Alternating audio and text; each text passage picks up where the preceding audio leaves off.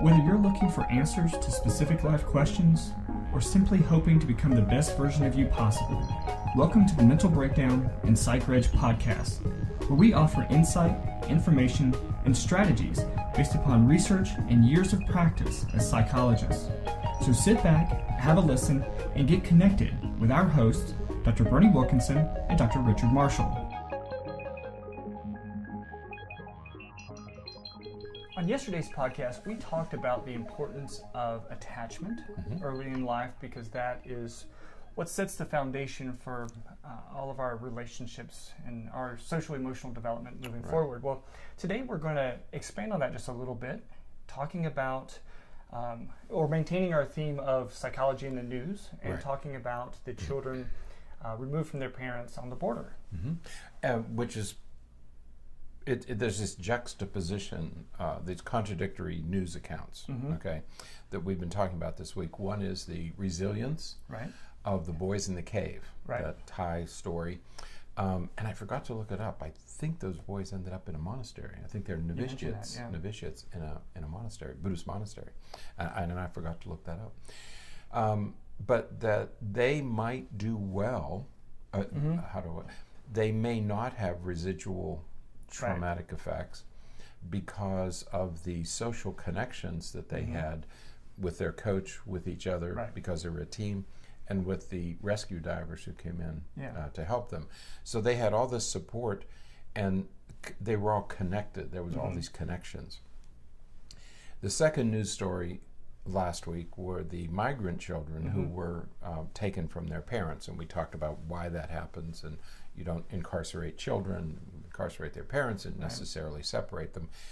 But that separation like that can be traumatic for children. And the difference is where the boys from the Thai soccer team had strong social connections, these children had just the opposite. They were taken from their parents immediately, whisked away, put with strangers, and had none of the sort of compensatory or protective factors that the boys from Thailand had. And that's the concern, that when you separate children like that and you don't have any support systems in place, you can create trauma. And that's what pediatricians and psychologists around the world are concerned about now, is what's going to happen to these children. Well, and the other part to it is that the children, the boys in the Thai cave, there was some hope there. There was some anticipated positive outcome, because they knew that they knew that people knew where they were, and that they were working to get them out, and so that there was some hope. That there would be a successful resolution, and they had some sort of sense of when it would occur, and that other people were working toward a successful. So there was always this element of hope. Whereas the children of migrants who were taken away, there's a sense of hopelessness and despair setting in. And that's what does the damage, is hopelessness and despair. So we're pulling some information from an article written on published on July 6th of this year. So it's about a month old, 3 weeks old or so. And and it's called the triple whammy, triple whammy at the border. And I really like these 3 points that the author pulls out, because these are really important things as it relates to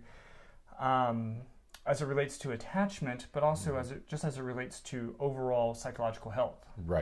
And there's much discussion about this. There was yesterday happened to be the court-ordered deadline. Thursday, Thursday was the court-ordered deadline for reunification of all 20. I think there were 2,300 or so separations, and yesterday was the last day that all reunification should have occurred.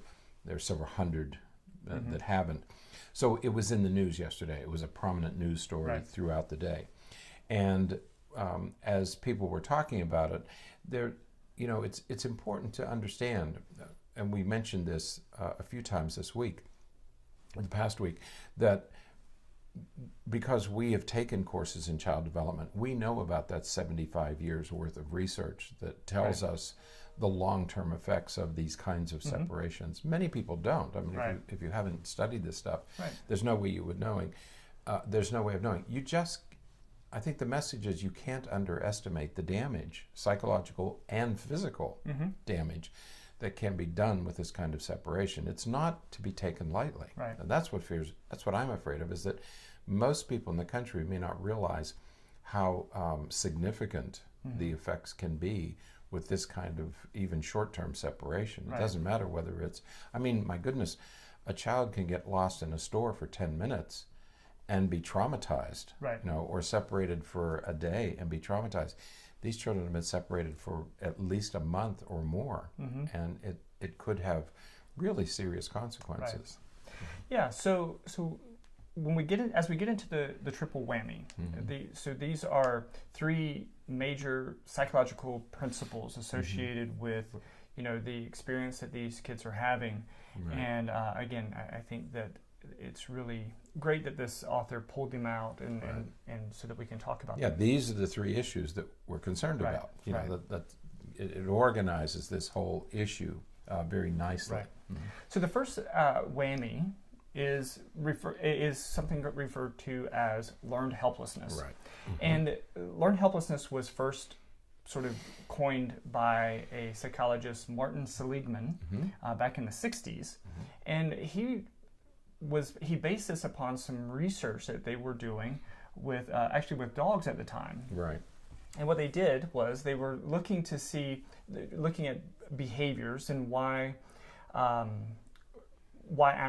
we behave, animals, humans. We all behave in particular ways in certain circumstances. And so what they did was they put these dogs in a situation where there was a slight electrical current on the floor of the cage that they were in.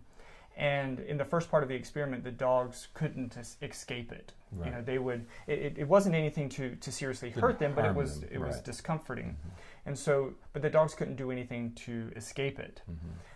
And what they found is that in the second part of the experiment, where there was a way, sort of one part of the cage was had the electrical current and another part didn't.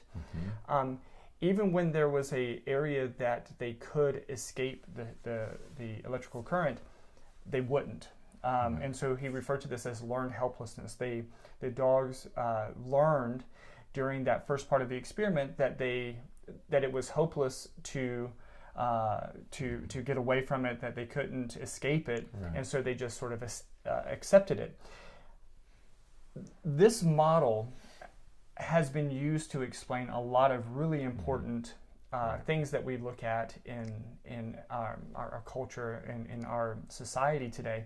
Because when we think about opportunities, when we think about individuals who grow up in certain areas, and we look at the risk factors that they have, and risk factors versus resiliency factors, this idea of learned helplessness, the idea that we learn based upon our experiences whether or not we can do anything about our negative situation. If you're in a situation that's really lousy, if you repeatedly experience an inability to get away from it, at some point you will stop trying to get away from it. And so, well, we could get into a lot of politics and a lot of social discussions. No, with it has important social, psychological, vocational. I mean, you're right. If people don't feel that they have some control, some agency, we call it agency, they will quit trying after a time, and it doesn't take a long time. You will quit trying. That's the despair part of this. That these children now, once you're first of all, these kids will cry, and then they'll get sad, and then they'll just give up. They're at the give up stage. That's despair, and that's what's so damaging. And the amount of time that it takes them to get through those three parts will vary from child to child. It depends on the age, the history, and things like that.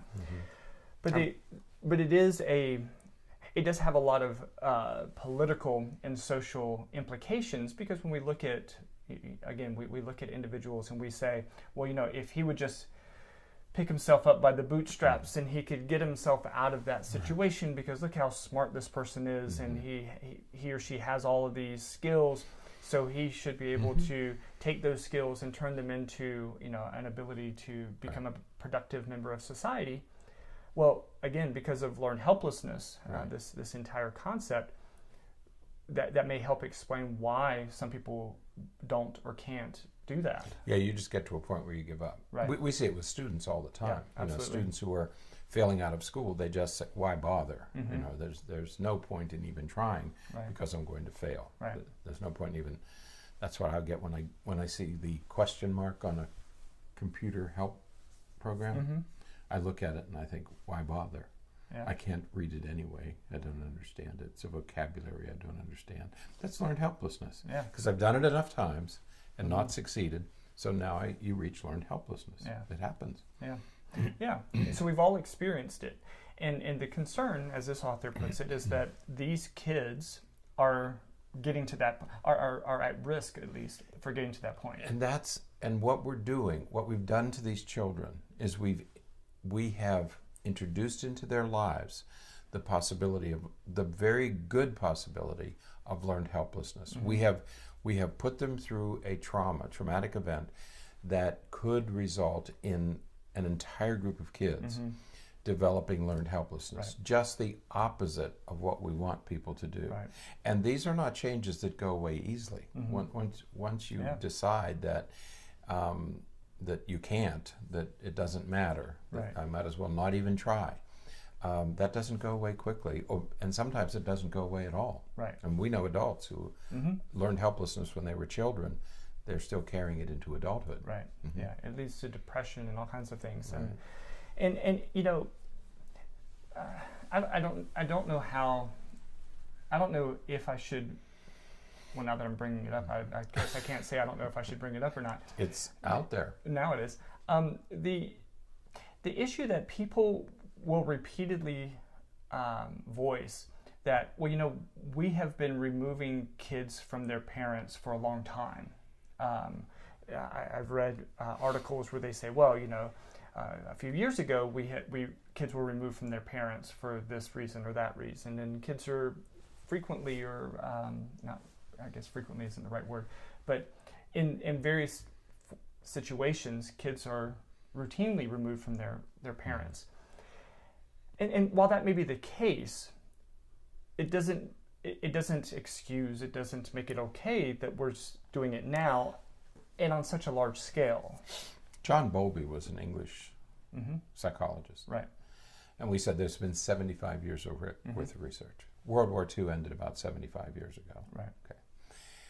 The concept of the effects of separation were first studied in English in children who were who were separated from their parents because of World War II. Right. Massive numbers of children.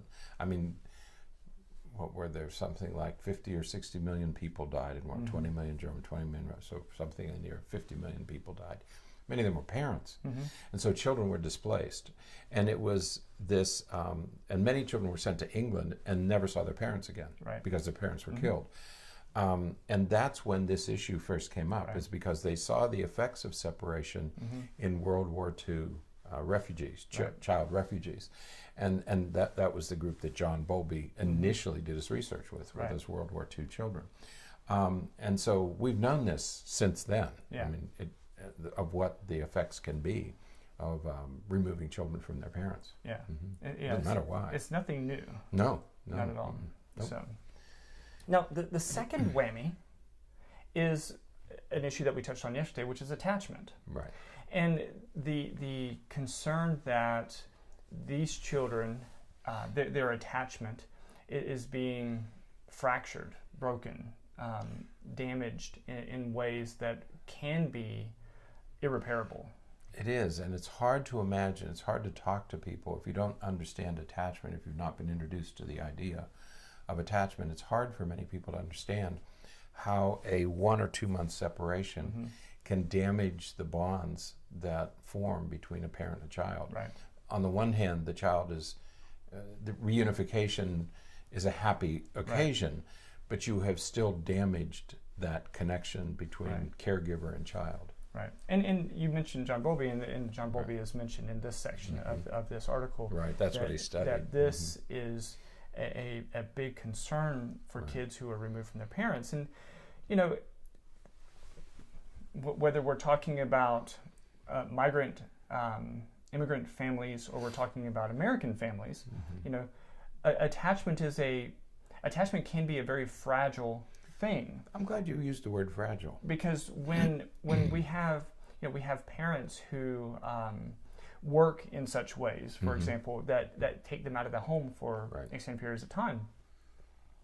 You know, if the mother is home with the child, but the father is away, or vice versa, and the child doesn't have the opportunity to create that and maintain that strong attachment to the parent,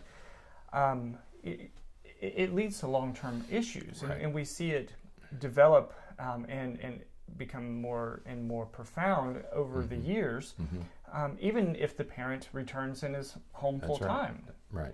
Because as time passes, the lack of that early attachment, or the lack of the maintenance of that early attachment, is really, really a problem. Yeah, it is fragile. You know, there's a special bond between parents and children that is biological. I mean, it has to do with neurohormones and neurotransmitters. And, you know, you've read all these stories about mothers can go into a nursery blindfolded and pick out their child by smelling it. I mean, there's something in our bodies that link us to our caregivers. It's especially true with mothers, because mothers are typically the primary, not only, I mean, but mothers are typically the primary caretaker. And it is a very, on the one hand, we say very strong bond, because if a parent leaves a child, it has a lifelong effect. We see this with children of adoption. We see it with children who lose parents to accidental death. When a parent is ripped out of your life, even if you're an adult when your parent dies, there's this sense of loss that you don't experience in any other way. So on the one hand, it's a very strong bond. But on the other hand, your word is correct. It's also a very fragile bond that can be damaged very quickly and very easily. It's not to be trifled with. You don't interfere with the attachment between a parent and a child. We have all these things about mother. It brings out the mother bear in me. You know, we see it playing out in nature all the time, where bears and other mammals will become very aggressive if their cubs or if their offspring are threatened. You know, and humans are the exact. I mean, we're all mammals, and we all have that instinct in us to protect. But it also is a very fragile thing that needs to be nurtured, and we talk about it in child development all the time, that you need to nourish these bonds, you need to nourish these attachments. And so when we think about this, we look at the behavior over time, and we find that there are some predictable outcome when attachment is broken. In childhood, we see a lot of emotional dysregulation that could lead to anger or emotional distress, or depression and anxiety and some of those kinds of things. In adolescence, we see that develop into sort of unruly behaviors and oppositional behaviors and defiant behaviors. And again, it's all related to this notion that our social bonds, our sense of social order and relationships is broken, and we don't. Sometimes, again, it's just irreparable. And the other terrible irony about the particular situation we're discussing with the removal of the migrant children is that when they are placed in the care of these workers, these are government workers, like human resource workers, there is a no-touch policy in effect. I think it's for legal reasons that you can't be accused. However, the no-touch policy means that these adults have to sit by while these young children are crying, and they're not allowed to hug them or comfort them in any way, and you just have to let them cry. And several people have quit. Several people have left and said, I just can't do this anymore. To watch a child cry and know that all you have to do is comfort the child. So not only are they removed, But nobody's allowed to comfort them. Right. And this think, perhaps for just a moment, about what that does, what that can lead to with the workers. Right. Because this is what it leads to with parents. If you have a parent who is bonded to their child and cares deeply for their child, so but the child is struggling and the child is dysregulated, or the child is colicky in such a way that the child is unsoothable. Right. You can't calm the child. Right. What happens with the parent? The parent becomes frustrated and overwhelmed and gets can become irritable or even angry toward the child. Yeah. So we have these workers who perhaps initially want to be sympathetic and caring and comforting to the kids, but if they're told not to, then it potentially leads to a resentment or a frustration that creates even more of a separation between the workers, or the quasi caregivers, and the kids, even worsening the attachment issues. And makes it worse. And it does lead to the third whammy that we'll talk about in just a moment. But it's the whole dynamic is just toxic. It reminds me of a story. Frederick the Great of Prussia wanted to know what the language that was spoken in the Garden of Eden. How did they talk to each other? And so he designed an experiment whereby he took a baby, he took an infant from somebody's family. When you're king of Prussia, you could do that. And he raised it with caregivers who couldn't speak. Right. Okay. So the child heard no language. Right. Cared for, fed, but heard no language. Within a few months, the child died of failure to thrive because there was no connection. What the idea was, let's just leave this child alone, not hear any language, and then whatever language the child speaks is the language that was spoken in the Garden of Eden. The experiment ended with the child's death from failure to thrive. And that's what this lack of connection does. This lack of separating children from caregivers. That's the effect that it can have. Yeah, absolutely. And again, this leads to the third whammy, which is the issue of trust. Mistrust versus trust. And these children, one can imagine what they've been told, what they have been maybe promised or at least informed would be happening. This is temporary, or this is, your parents are safe, or this is going to happen, that's going to happen. And when those things aren't followed through upon, then we have issues of trust. And that's with the workers, not to mention trust versus mistrust towards their parents. That's right. Who really have no control themselves over the situation, the parents, but yet the kids are going to, especially the younger kids, are really going to have a hard time appreciating that the parent didn't come back because they couldn't come back, as opposed to not coming back because they weren't able to come back. And you wonder what is going through the child's head, because they're thinking, well, why would my parent do this to me? Well, the parent's not doing it to you, but that's the way children's brains work. Why are they letting this happen? They promised to protect me. I always thought that they were on my side and that they would be there for me. Why have they left me? Why did they abandon me? So from the child's point of view, this very much feels like a parental abandonment. They don't understand the legalities of all this stuff. That's why you don't do this to children. They don't understand what's going on here, and they're going to interpret it as well as they can given their age. Especially if, as they're being removed, if the parent says, the parent in an attempt to comfort the child says, don't worry, I'll be back, it'll be okay. And then they're not. And some of these parents have already been sent back to their home countries. The kids are here. And they've already been sent back. So now we have to find them in those countries. And the kids are still here. This trust versus mistrust issue, again, can't be underestimated. Erik Erikson was the person who taught us about this, and said that in the first 18 months of life, children learn how to trust other people, particularly their parents, because their needs are met. If I'm cold and wet, somebody will come and dry me off and put me in warm clothes. If I'm too tired, they'll let me sleep. If I'm hungry, I'll be fed.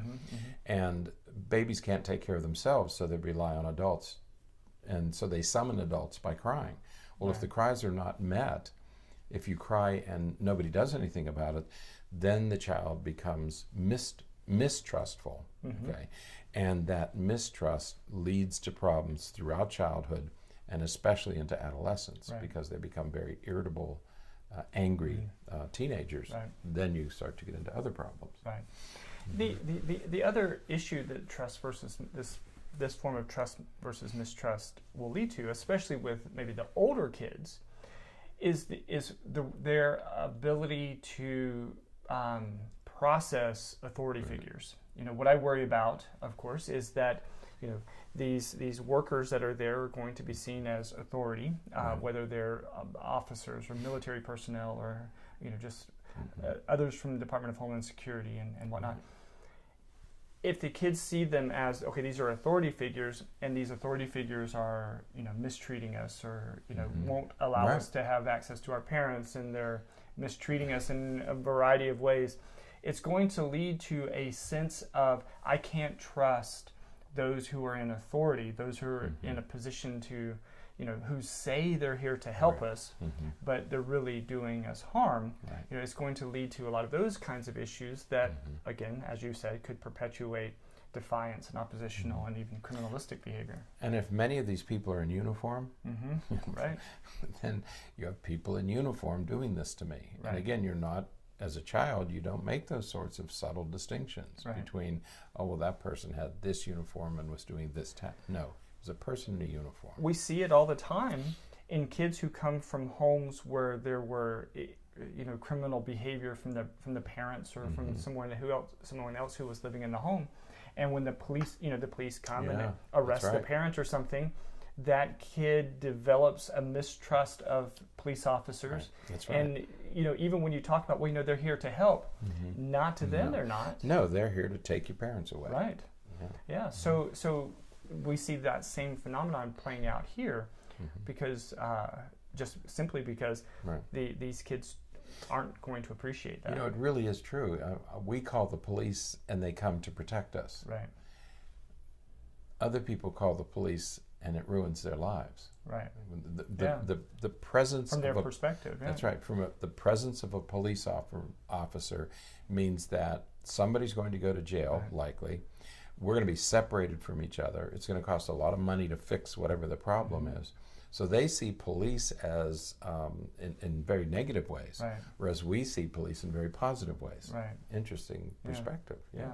And that's what these kids will develop. Absolutely. So we have these three whammies: the learned helplessness, the attachment issues, and the mistrust versus trust. Right.